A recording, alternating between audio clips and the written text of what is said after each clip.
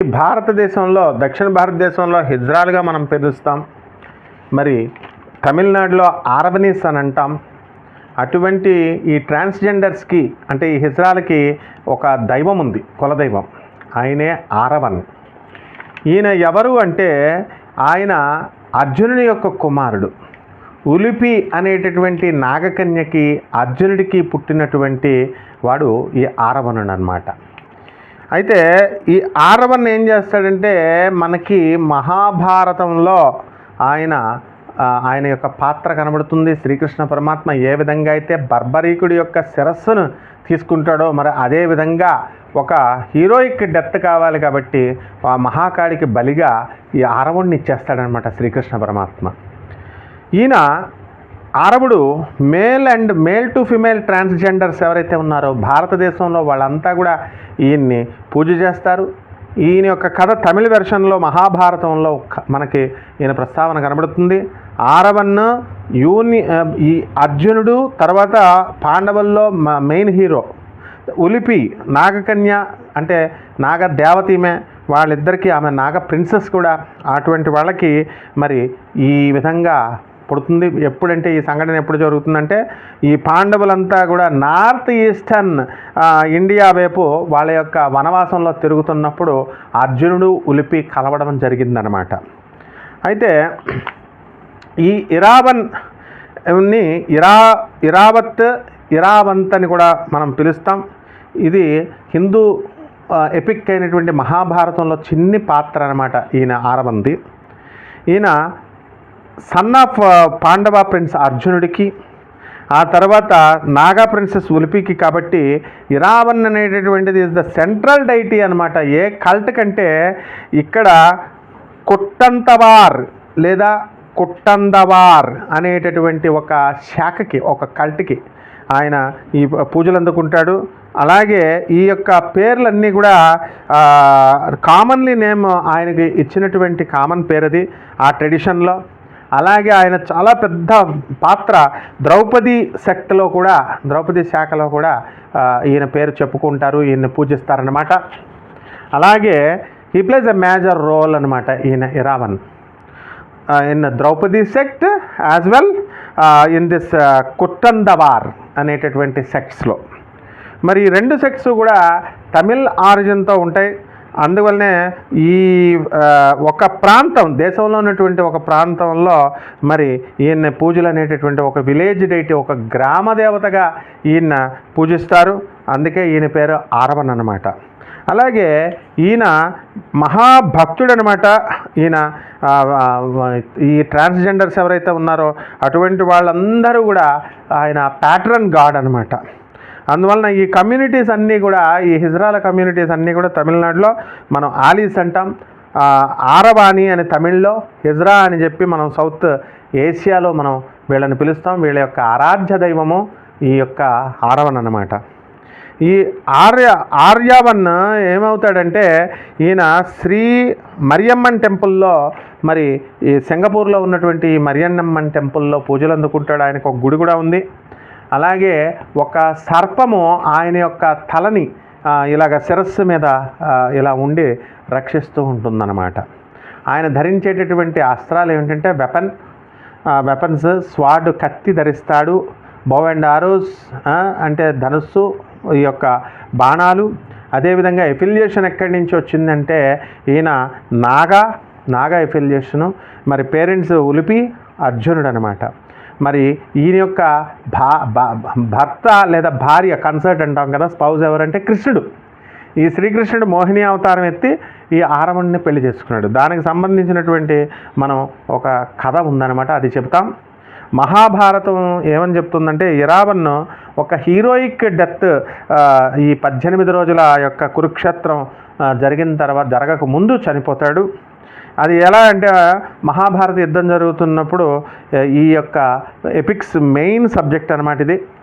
అలాగే ఈ south Indian traditions ఏవైతే ఉన్నాయో అవన్నీ కూడా సప్లిమెంటరీ ప్రాక్టీస్ చేస్తాయి. ఆరవన్ని మనం చాలా ఆనర్ చేస్తాం, గౌరవిస్తాము. అలాగే ఆయన యొక్క సెల్ఫ్ సాక్రిఫైస్ అంటే ఆయన ఎంతో త్యాగం చేసి తన యొక్క శిరస్సుని ఇచ్చేశాడు మహాకాళికి.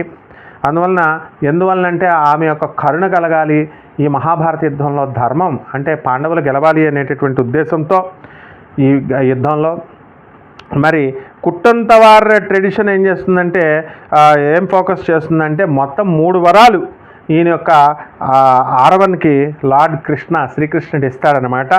ఎందుకంటే ఆయన యొక్క ఆత్మ సెల్ఫ్ సాక్రిఫైస్ చేసుకున్నాడు, ఆత్మాహుతి చేసుకున్నాడు అడగగానే, శ్రీకృష్ణుడు అడగగానే. మరి ఆరవన్ ఏమని అడిగాడంటే ఆయన, అయ్యా నేను చచ్చిపోయే ముందు నేను పెళ్లి చేసుకోవాలండి అని అడుగుతాడు. అడిగితే మరి శ్రీకృష్ణుడు ఓకే అన్నాడు, సాటిస్ఫై అయ్యాడు. ఆయన మరి ఏ తండ్రి ఇస్తాడు చెప్పండి, ఒక్క రోజులోనే మర్నాడే ఆయన్ని బలిచ్చేయాల. రాత్రి అడుగుతున్నాడు వరం, అడుగుతుంటే ఒక రోజులో ఉండి ఇతన్ని చంపాలి కాబట్టి కుదరదు, కాబట్టి ఏ తండ్రి రాడు, కాబట్టి శ్రీకృష్ణుడే మోహిని అవతారంగా ఎత్తి ఆయన్ని పెళ్లి చేసుకుంటాడు. ఆ రాత్రి ఆయనతో గడుపుతాడనమాట మోహిని అవతారంలో.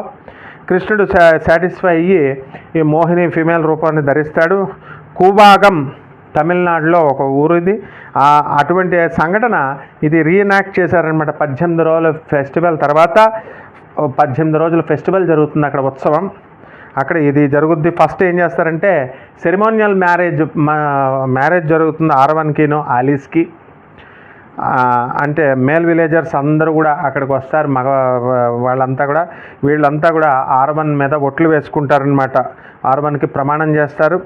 అండ్ దెన్ వాళ్ళ తర్వాత by their widowhood after ritual reenactment of Aravan's sacrifice, ఈ హిజ్రాలంతా కూడా వచ్చి మరి చక్కగా ముందు ఈయన్ని పెళ్లి చేసుకుని ఆ తర్వాత గాజులు ఇవన్నీ బద్దలు కొట్టుకుని బొట్లన్నీ చెరిపేసుకొని విధవలు అయిపోయినట్టుగా ఏడుస్తూ ఉంటారనమాట. అది ఈ ఉత్సవంలో ఒక భాగం అన్నమాట. ఆరవన్ చేసినటువంటి త్యాగాన్ని గుర్తించి వీళ్ళంతా కూడా వైధవ్యాన్ని అనుభవిస్తారు, వీళ్ళంతా కూడా కొని తెచ్చుకుంటారు. ద్రౌపది ట్రెడిషన్లో ఏమి చెప్పుతుందంటే ఇంకొక వరాన్ని కూడా శ్రీకృష్ణ పరమాత్మ ఇచ్చాడు. కృష్ణుడు ఆరవన్ని ఈ యొక్క 18 రోజుల యొక్క మహాభారతాన్ని కూడా ఆయన యొక్క తలని శిరస్సును పెట్టి, అంటే బర్బరీకుడు ఏ విధంగా అయితే చూశాడో ఘటోత్కచుని కుమారుడు అయినటువంటి భీముడు కుమారుడు ఘటోత్కచుడు కుమారుడు బర్బరీకుడు, ఆయన శిరస్సు ఎలాగైతే చూస్తుందో అలాగే ఈయన్ని కూడా ఆయన కళ్ళతో తన శిరస్సులో నుంచి ఈయన చూసే విధంగా శ్రీకృష్ణ పరమాత్మ వరమిచ్చాడు. అలాగే 18 రోజులు ఇంకొక 18 రోజుల ఫెస్టివల్లో ఈ యొక్క సెరిమోనియల్ హెడ్ ఈ ఆరవంది ఉంది. ఇది ఏం చేస్తారంటే ఒక పోస్ట్ మీద ఒక జెండాలాగా ఎగరేస్తారన్నమాట. ఎగరేసి ఇది విట్నెస్ చేస్తుంది ఈ రిచువల్ ఈ ఉత్సవాన్ని, మహాభారత యుద్ధాన్ని చూసినట్టుగా ఈ యొక్క జెండా మీద ఆయన యొక్క శిరస్సుని ఎగరేస్తారు. మరి ఈయన శిరస్సు, ఆరవన్ యొక్క శిరస్సు ఇది కామన్ మోటిఫ్ అనమాట. ద్రౌపది సెక్ట్లో ద్రౌపది దేవి ఉన్నటువంటి టెంపుల్స్లో ఈయనకి ఒక గుడి కూడా ఉంటుంది. ఆయన తల ఉంటుంది, అది గోపురాల మీద ఉంటుంది, దేవాలయం పైన ఉంటుంది. ఇది పోర్టబుల్ వుడెన్ హెడ్తో చెక్కతో చేసి పెడతారు. కొన్నిసార్లు ఇది ఓన్ ష్రైన్, ఆయనకు టెంపుల్ ఉంటుందన్నమాట. ఈ టెంపుల్ కాంప్లెక్స్లో ఎక్కడైతే ఉంటుందో, లేకపోతే కార్నర్స్, గుడి కడతారు కదా అమ్మవార్ల గుళ్ళు, టెంపుల్స్, ఆ టెంపుల్స్ చివర్లలో ఈ యొక్క టెంపుల్ రూఫ్స్లో గార్డియన్ కింద దేన్ని ఈ యొక్క చెడ్డ ఆత్మలు, దెయ్యాలు, భూతాల నుంచి రక్షించేటటువంటి గ్రామదేవతగా ఈ యొక్క దేవాలయం చివర్లలో పెడతారు, కార్నర్స్లో పెడతారనమాట. ఆరవన్ ఇక్కడ సివియర్డ్ హెడ్, ఖండించబడినటువంటి శిరస్సు రూపంలో ఈయనకి మనం పూజలు చేస్తాము. అండ్ ఈయన సకల రోగాలని కూడా క్యూర్ చేస్తాడు. ఆ తర్వాత ఎవరైతే పిల్లలు లేనటువంటి వాళ్ళకి పిల్లలు పుట్టించడానికి ఇండ్యూస్ చేస్తాడు, ప్రెగ్నెన్సీ అనేటటువంటి వాదన ఉంది. అలాగే ఇరావన్, దీన్ని ఇండోనేషియాలో ఈయనకి చక్కగా ఇరావన్ అని పిలుస్తారన్నమాట. ఈయన ఒక ఇండిపెండెంట్ సెట్ ఆఫ్ ట్రెడిషన్స్ కి ప్రతినిధి. ఆ విధంగా ఇరావన్ అనేటటువంటిది మెయిన్ ఐలాండ్ ఆఫ్ జావా, అక్కడ ఈ యొక్క సెట్ అనేటటువంటిది అక్కడ తయారైంది. ఈ నాగులతో ఆయనకున్నటువంటి అనుబంధాన్ని, అసోసియేషన్ని అక్కడ పోగొట్టుకున్నాడనమాట ఇరావన్. ఈ విధంగా ఆరవన్ యొక్క చరిత్రని ఇంకా నెక్స్ట్ వీడియోస్లో మనం తెలుసుకుందాం. శుభమస్తు.